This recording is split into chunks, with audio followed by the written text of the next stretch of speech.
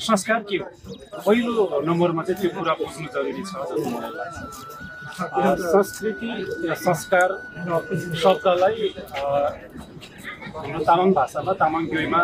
परिभाषित गर्दाखेरि पे र रिमछिम पे र छिम भनेर हामीले हाम्रो दुङयुलभित्रको तामाङ युवाहरूले बुझ्नु जरुरी हुन्छ। पे र छिम अथवा संस्कार र संस्कृति भनेको भन्नाले मान्छेले एउटा मान्छेको रूपमा जन्म लिइसकेपछि जन्मदेखि मृत्युसम्म गरिने राम्रो र नराम्रो शुभ अशुभ जुनसुकै कार्यहरूलाई नै त्यो भित्र नै पर्दछ। त्यसलाई चाहिँ अब वर्तमान अवस्थामा दुङयुलभित्रको तामाङ युवाहरूलाई सांस्कृतिक पुनर्जागरणको लागि अत्यन्तै हामीले जागरुक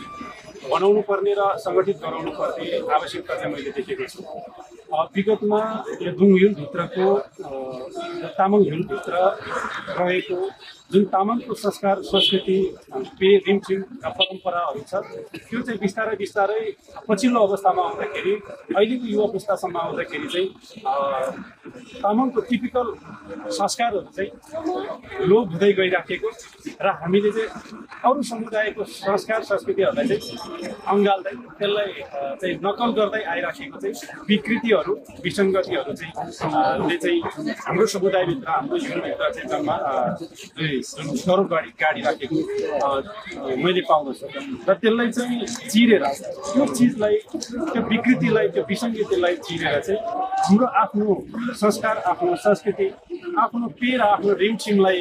पुनर्जागरण बनाउनको लागि पहिलो कुरा तामाङ एकदम दुङयुलभित्रको तामाङको जुन युवाहरूलाई चाहिँ आफ्नो संस्कार संस्कृति आफ्नो पे रिमछिम के हो भन्ने कुरा बुझाउनु पर्यो र त्यसमा चाहिँ जागरुक गराउनु पर्यो। त्यसलाई चाहिँ त्यो सम्बन्धमा आफ्नो पे आफ्नो रिमछिमको बारेमा संस्कार र संस्कृतिको बारेमा प्रशिक्षित गराउनु पर्यो।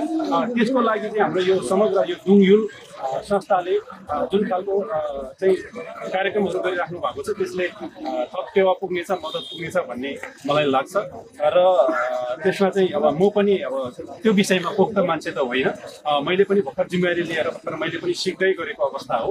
र मेरो तर्फबाट मेरो युलबाट होइन साङ्गे युलबाट मैले निभाउनु पर्ने मैले खेल्नुपर्ने भूमिका यो सांस्कृतिक पुनर्जागरण युवा दुङयुलभित्रको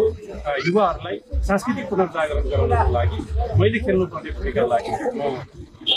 सदाभर तयार हुनेछु।